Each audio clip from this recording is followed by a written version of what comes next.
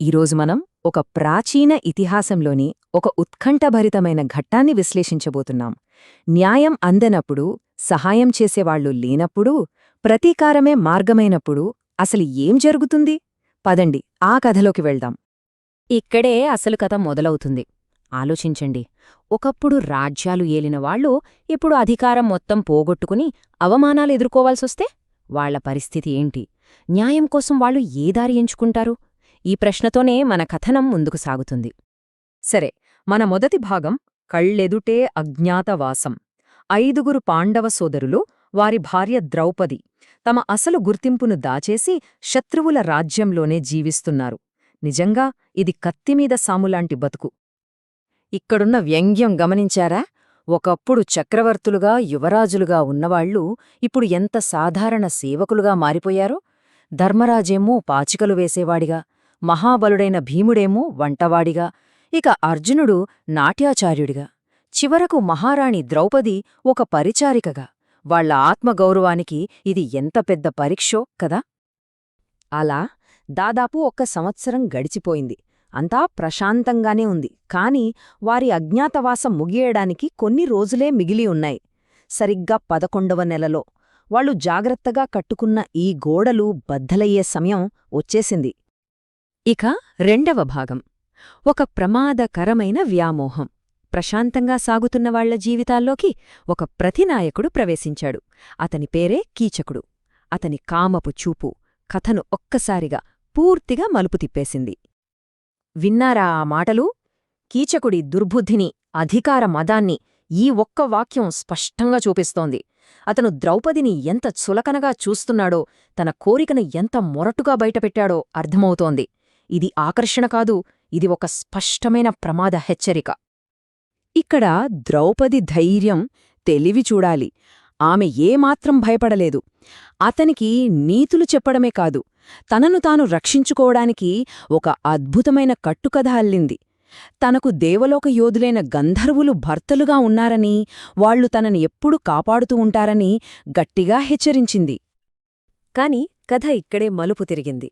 ద్రౌపదిని రక్షించాల్సిన రాణి సుదేష్నే తన సోదరుడి కామానికి వంతపాడింది. ఒక అబద్ధం చెప్పి ద్రౌపదిని కీచకుడి దగ్గరకు పంపించి అతనికి అవకాశం కల్పించింది. ఇది దారుణమైన నమ్మకద్రోహం. ఇక 3వ భాగం, రాజు ముందే ఘోర అవమానం.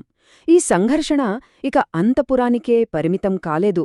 నిండు సభలో అందరూ చూస్తుండగా ఒక దారుణం జరగబోతోంది. జరిగిన ఆ అవమానాన్ని ఒక్కసారి చూడండి. కీచకుడు ఆమెను సభలోకి ఈడ్చుకొచ్చాడు, ఆమె బత్తలు పట్టుకున్నాడు, కింద పడేశాడు, చివరికి అందరి ముందు కాలితో తన్నాడు. కాని వీటన్నిటికంటే దారుణమేంటో తెలుసా? న్యాయం చెయ్యాల్సిన రాజు, అక్కడున్న సభికులు అందరూ కేవలం ప్రేక్షకులుగా మిగిలిపోయారు. ఒక్కరూ ముందుకు రాలేదు. ఆ సీన్ చూసి భీముడి రక్తం మరిగిపోయింది. కీచకుడిని అక్కడికక్కడే చంపేయాలని అతని పిడికిళ్లు బిగుసుకున్నాయి. కాని అన్న ధర్మరాజు అతన్ని ఆపాడు. వారి అజ్ఞాతవాస వ్రతం భంగం కాకూడదని సంయమనం పాటించమని చెప్పాడు. చూడండి, ఒకవైపు ప్రతీకారేచ్ఛ, మరోవైపు ధర్మనిష్ట. ఈ రెండింటి మధ్య ఎంత భయంకరమైన అంతర్గత సంఘర్షణో. 4వ భాగం, ప్రతీకారానికి రహస్య పథకం. సరే, రాజసభలో న్యాయం దొరకదని తేలిపోయింది. ఇంక ద్రౌపది స్వయంగా రంగంలోకి దిగింది. అవమానానికి ప్రతీకారంతో బదులివ్వాలని ఒక రహస్య పథకం సిద్ధమైంది. ద్రౌపది ఓపిక నశించింది. ఆమె నేరుగా భీముడి దగ్గరికి వెళ్లి ఈ మాటలు చెప్పింది. ఇది కేవలం ఆవేదన కాదు, ఇది ఒక హెచ్చరిక, ఒక అల్టిమేటం. తన ఆత్మాభిమానం కోసం ప్రాణాలైనా ఇస్తానని తేల్చి చెప్పేసింది. ఈ మాటలు భీముణ్ణి కదిలించాయి, అతన్ని కార్యోన్ముఖుడిని చేశాయి. ఇక ప్లాన్ రెడీ అయింది. చాలా సులభమైన ప్లాన్, కాని ప్రాణాంతకమైనది. ద్రౌపది కీచకుణ్ణి నమ్మించి రాత్రిపూట నర్తనశాలకు రమ్మంటుంది. పాపం కీచకుడు అక్కడ తనకోసం ఎదురుచూసేది ద్రౌపది కాదు, తన మృత్యు అని ఊహించలేకపోయాడు. కీచకుడు కామంతో కళ్ళు మూసుకుపోయి ఎంతో ఆనందంగా చీకటి నర్తనశాలలోకి అడుగుపెట్టాడు. తన కోరిక నెరవేరబోతోందని సంబరపడ్డాడు. కాని అతనికి తెలియదు, అక్కడ పన్నింది ప్రేమవల కాదు, మృత్యువల అని. చీకట్లో కీచకుడు ద్రౌపది అనుకొని ఒక ఆకారాన్ని తాకాడు. కాని అది భీముడు, ఆ క్షణం కీచకుడికి గుండె ఆగినంత పనైంది. వెంటనే ఇద్దరు మహాబలశాలుల మధ్య భీకరమైన పోరాటం మొదలైంది. ఆ పోరాటాన్ని మాటల్లో వర్ణించడం కష్టం. పిడిగుద్దులు, కాలితన్నులతో ఆ నర్తనశాల దద్దరిల్లిపోయింది. ఇద్దరూ ప్రాణాలకు తెగించి పోరాడారు. అచ్చం రెండు మదపుటేనుగులు తలపడినట్లే ఉంది ఆ దృశ్యం. చివరికి భీముడి ప్రచండమైన కోపం ముందు కీచకుడు నిలవలేకపోయాడు. భీముడతన్ని కేవలం చంపడమే కాదు, తనలోని కోపాన్నంతా చూపిస్తూ అతని శరీరాన్ని గుర్తుపట్టలేనంతగా కాళ్ళు చేతులు కూడా కనిపించకుండా ఒక మాంసపు ముద్దగా మార్చేశాడు. ఇక చివరి భాగం గంధర్వుల ఆగ్రహం. కీచకుడి మరణం ఒక సమస్యను తీర్చినా పదుల కొద్దీ కొత్త సమస్యలను సృష్టించింది. ఒక అదృశ్య గంధర్వుడు తమ సైన్యాధిపతిని చంపాడని నగరమంతా భయంతో వణికిపోయింది. కాని కథ ఇక్కడితో ఆగిపోలేదు. ఈ ప్రతీకారం ఒక గొలుసుకట్టులో మారింది. కీచకుడి మరణానికి ప్రతీకారంగా అతడి అనుచరులు ద్రౌపదిని చంపడానికి ప్రయత్నించారు. దానికి ప్రతిచర్యగా భీముడు మళ్లీ విజృంభించి వాళ్లందర్నీ చంపేశాడు. దాంతో నగరం మొత్తం భయంతో గజగజలాడింది. అవును, మీరు చూస్తున్నది నిజమే. 105 మంది.